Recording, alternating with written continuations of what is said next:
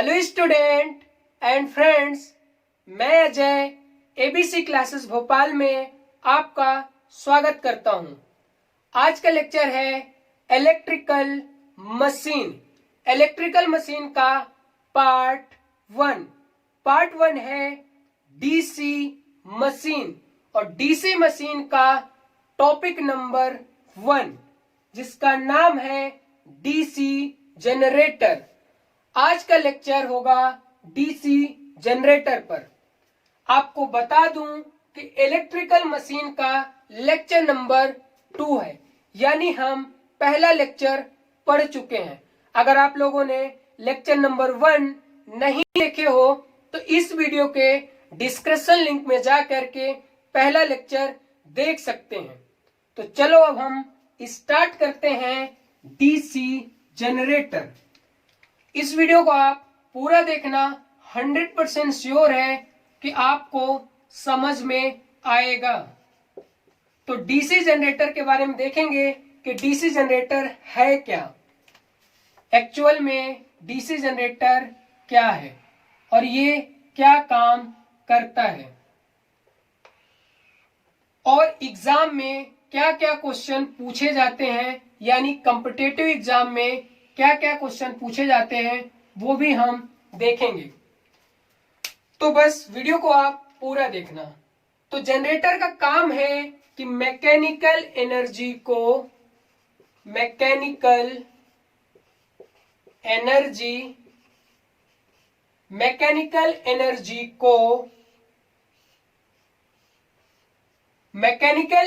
को किसमें कन्वर्ट करती है? इलेक्ट्रिकल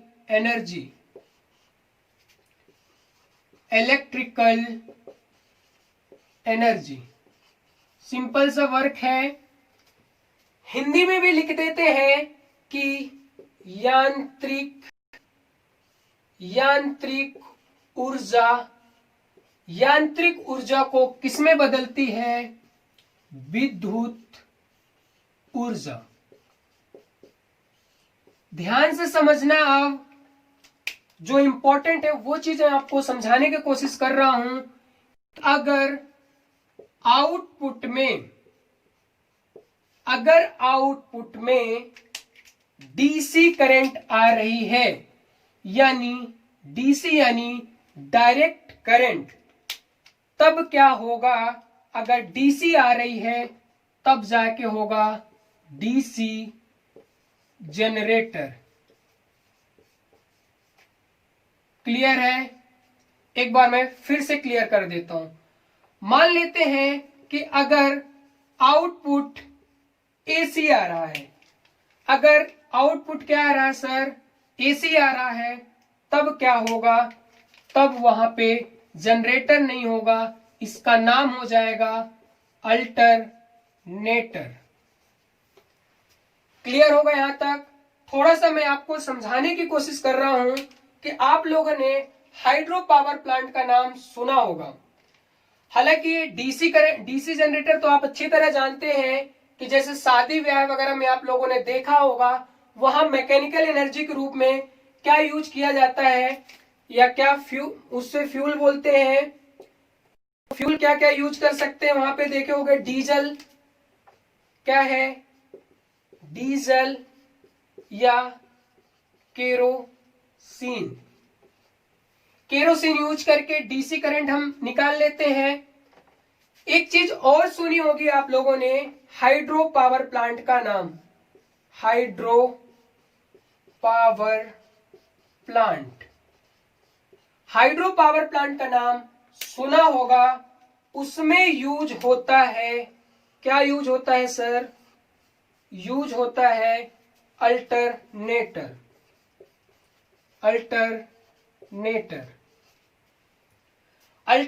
यूज होता है, और वो आउटपुट में क्या देता है हमें?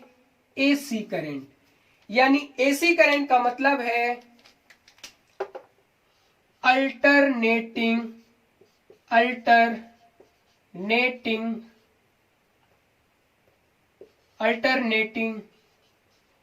करंट।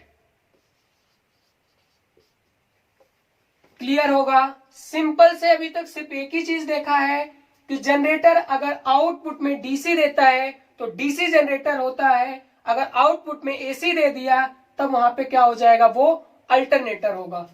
तो सर डिफिनेशन भी बता दो कि जनरेटर की क्या डिफिनेशन है।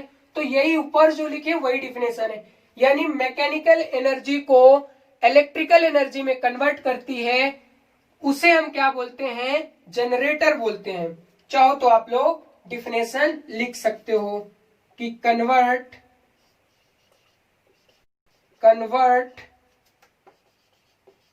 Mechanical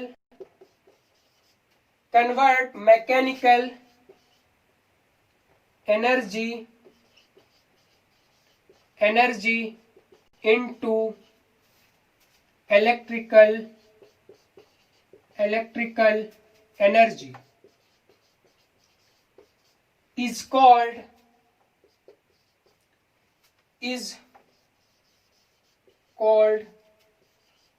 generator.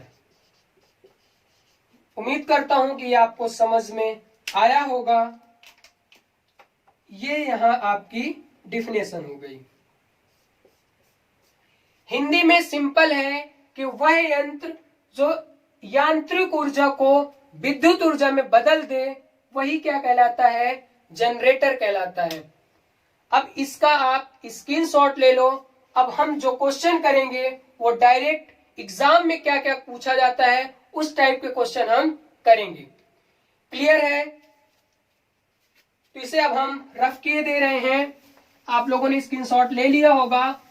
आपको पीडीएफ चाहिए तो टेलीग्राम चैनल को ज्वाइन कर सकते हैं, उसमें आपको इस लेक्चर की पीडीएफ आपको मिल जाएगी। ध्यान से देखना, अब मोस्ट इंपॉर्टेंट आने वाला है, क्योंकि जो एग्जाम में क्वेश्चन पूछे जाते हैं वो चीजें देखेंगे। तो हम क्या देख रहे हैं, जनरेटर, उसका नाम लिख लेते हैं जनरेटर। ठीक, जनरेटर के एग्जाम में क्या क्या आएगा वो भी लिख लेते हैं। यहां एग्जाम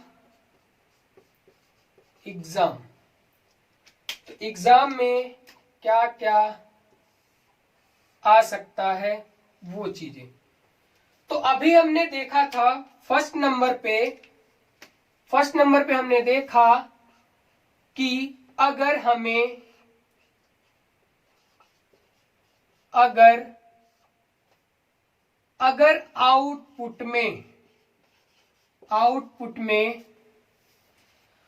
आउटपुट में हमें क्या मिल जाए, डीसी मिल जाए, तो वहां पे क्या हो जाएगा, डीसी जनरेटर।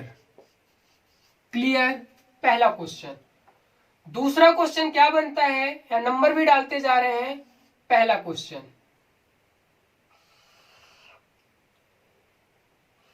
दूसरा क्वेश्चन क्या बनेगा, तो दूसरा क्वेश्चन होगा अगर आउटपुट में क्या हो जाए, एसी, तो वहां पे क्या होगा सर, तब होगा अल्टरनेटर। क्लियर? दो चीजें तो हम आपको बता दिए। तीसरा ध्यान से देखना, तीसरा क्या होगा कि ये किस प्रिंसिपल पर वर्क करता है, ये किस प्रिंसिपल पर वर्क करता है। तो यहां पे लिख लेते हैं प्रिंसिपल यानी सिद्धांत। तो किस सिद्धांत पे ये वर्क करता है, तो ध्यान से देखना, इलेक्ट्रोमैग्नेटिक इंडक्शन।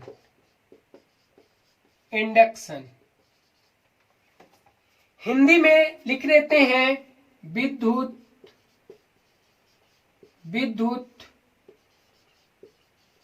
चुंबकीय प्रेरण। तो ये किस प्रिंसिपल पे वर्क करता है, विद्युत चुंबकीय प्रेरण। फोर्थ नंबर का क्या क्वेश्चन है, मोस्ट इंपॉर्टेंट है, ध्यान से देखना कि जो डायरेक्शन होती है, यानी रोटेशन की जो डायरेक्शन, यानी जनरेटर का जो डायरेक्शन होती है वो किससे फाइंड करते हैं वो भी हम देख लेते हैं। आप लोग जानते हैं कि जनरेटर में क्या होता है, आर्मेचर होता है। क्या होता है सर? आर्मेचर। हालांकि जब मैं पार्ट पढ़ाऊंगा तो वो सारी चीजें बताऊंगा। आर्मेचर, तो आर्मेचर में ईएमएफ डायरेक्शन अगर हमको फाइंड करनी है, EMF direction, EMF direction find करनी है तो किससे करेंगे sir? Fleming right hand rule. याद रखना, ये इंपॉर्टेंट है कि जनरेटर की जो रोटेशन होती है वो किस नियम पे वर्क करती है? फ्लेमिंग के राइट हैंड, यानी फ्लेमिंग के दाएं हाथ। तो यहां लिख देते हैं फ्लेमिंग के, यहां फा होगा, फ्लेमिंग के दाएं हाथ। क्लियर है? ये चीजें आपको समझ में आई होगी। अब ध्यान से देखना, आपको पहला पॉइंट भी समझ में आ गया कि आउटपुट अगर डीसी है तो डीसी जनरेटर होगा, आउटपुट अगर एसी है तो अल्टरनेटर होगा। प्रॉब्लम कहां पे आ रही होगी कि ये प्रिंसिपल समझ में नहीं आ रहा होगा कि इलेक्ट्रोमैग्नेटिक इंडक्शन है क्या। तो इसे हम थोड़ा सा भी समझते हैं और एक्चुअल में जो हमारा जनरेटर होता है, जो इसमें आर्मेचर में ईएमएफ इंड्यूस्ड होता है, वो किस प्रिंसिपल पर इंड्यूस्ड होता है?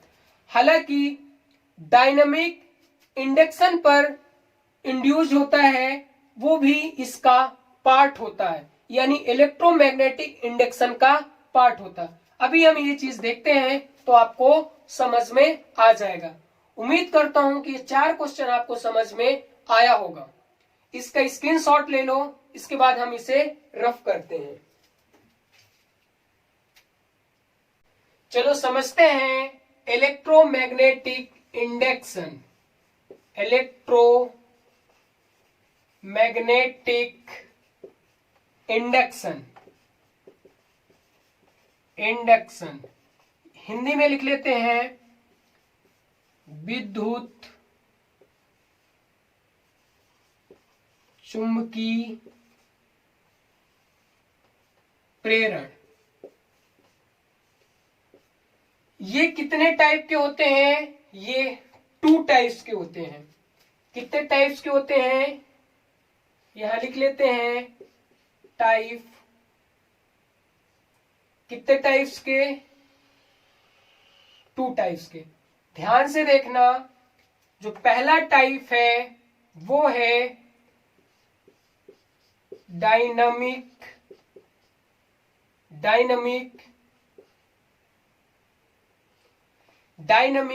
Induced EMF.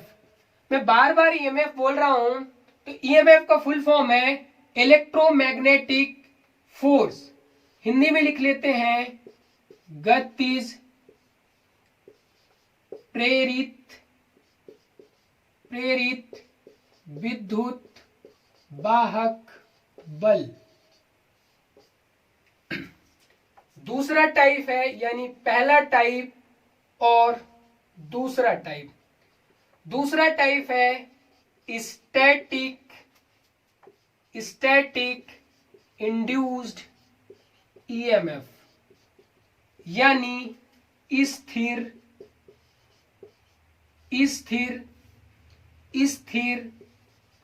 प्रेरित विद्युत वाहक बल।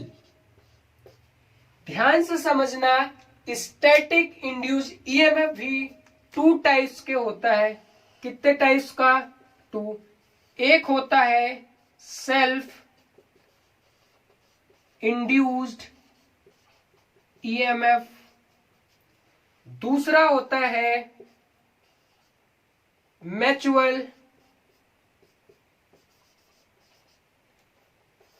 Mutual induced EMF. ये वाला टॉपिक हम मैग्नेट वाले पढ़ते हैं, मैग्नेट जो चैप्टर होता है उसमें हम ये टॉपिक पढ़ते हैं। फिर भी अगर यहाँ पे जनरेटर पे आया तो मैं आपको समझा दिया हूं। तो ये चीजें मैं क्यों समझाया हूं, ध्यान से देखना। अभी हमने कुछ देर पहले बोला था कि जो डीसी जनरेटर है वो किस प्रिंसिपल पे वर्क करता है, इलेक्ट्रोमैग्नेटिक इंडक्शन पे वर्क करता है। लेकिन तो यहाँ तो इतने टाइप्स के हैं, तो एक्चुअल में होगा डायनामिक इंड्यूस्ड ईएमएफ। यानी आप ऐसा कह सकते हैं सर कि मान लीजिए जनरेटर है और जनरेटर में क्या होता है, आर्मेचर।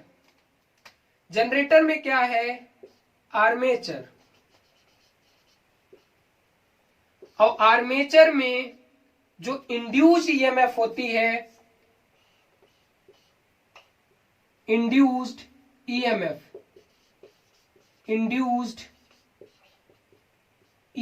है, वो कैसी होती है सर, वो होती है डायनामिक इंड्यूस्ड ईएमएफ। यही चीज मैं आपको समझाने की कोशिश कर रहा था। Dynamic induced EMF